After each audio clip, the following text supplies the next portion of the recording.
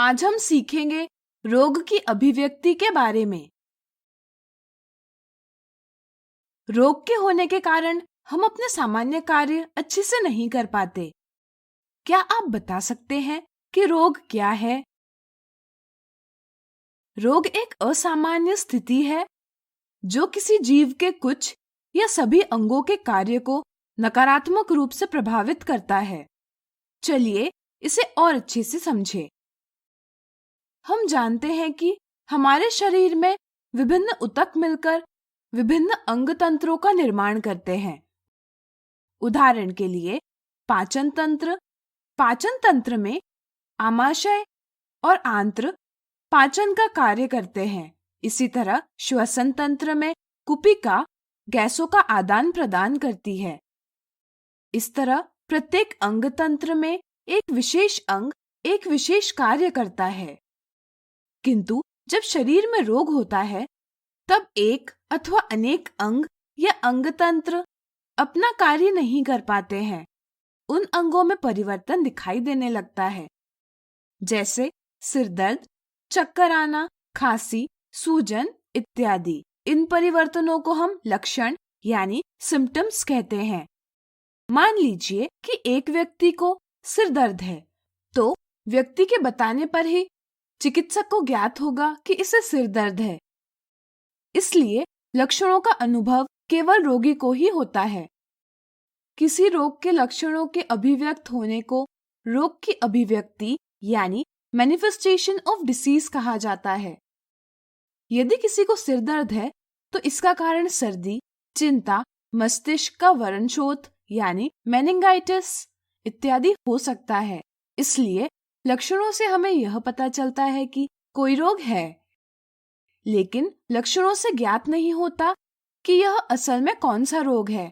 इसलिए चिकित्सक लक्षणों के आधार पर रोग के चिन्ह यानी साइंस देखते हैं और रोग की पहचान करते हैं। रोग के चिन्ह जैसे सूजन, बुखार आदि चिकित्सक द्वारा पहचाने जा सकते हैं। रोग की पहचान सुनिश्चित करने के लिए चिकित्सक प्रयोगशाला में कुछ परीक्षण भी करवा सकते हैं। अब चलिए अंग और ऊतक विशिष्ट अभिव्यक्ति को विस्तार से समझते हैं। हम जानते हैं कि सूक्ष्म जीव की तुलना में हमारा शरीर बहुत बड़ा है। रोग उत्पन्न करने वाले विभिन्न जीव विभिन्न साधनों द्वारा शरीर में प्रवेश करते हैं और शरीर में रहते हैं। जैसे क्षय रोग करने वाला बैक्टीरिया हवा द्वारा नाक में प्रवेश करता है और फेफड़ों में विकसित होता है, तथा टाइफाइड करने वाला बैक्टीरिया मुंह द्वारा प्रवेश करता है और आंत्र में विकसित होता है। इसलिए सूक्ष्म जीव के शरीर में प्रवेश करने के स्थान पर निर्भर करता है कि सूक्ष्म जीव शरीर में किस विशिष्ट स्थान, अंग या ऊतक में रहेगा और विकसित होगा। परंतु ऐसा सदैव नहीं होता। उदाहरण के लिए HIV वायरस लैंगिक अंगों द्वारा शरीर में प्रवेश करता है तथा श्वेत रक्त कणिकाओं में विकसित होता है। इसी प्रकार मलेरिया उत्पन्न करने वाला प्रोटोजोआ मच्छर के काटने द्वारा शरीर में प्रवेश करता है और यकृत यानी लिवर में रहता है और इसके बाद लाल रक्त कणिकाओं में विकसित होता है। जब सूक्ष्म जीव फेफड़ों में रहते हैं यानी फेफड़ों पर आक्रमण करते हैं, तब सर्दी, सांस लेने में मुश्किल, खांसी जैसे लक्षण उत्पन्न होते हैं।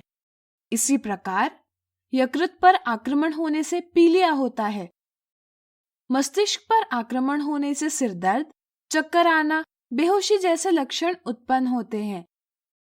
इसलिए सूक्ष्म जीव जिस अंग या ऊतक पर आक्रमण करते हैं, इसी पर रोग के लक्षण और चिन्ह निर्भर करते हैं। इसलिए लक्षणों और चिन्हों के आधार पर हमें ज्ञात होता है कि किसी अंग या ऊतक पर आक्रमण हुआ है। हमारे शरीर में प्रतिरक्षा तंत्र रोगों से हमारी रक्षा करता है। जब संक्रमण होता है तब प्रतिरक्षा तंत्र क्रियाशील हो जाता है और अनेक कोशिकाओं का निर्माण करता है। यह कोशिकाएं प्रभावित अंग या ऊतक में जाती है और सूक्ष्म जीव को मारती है।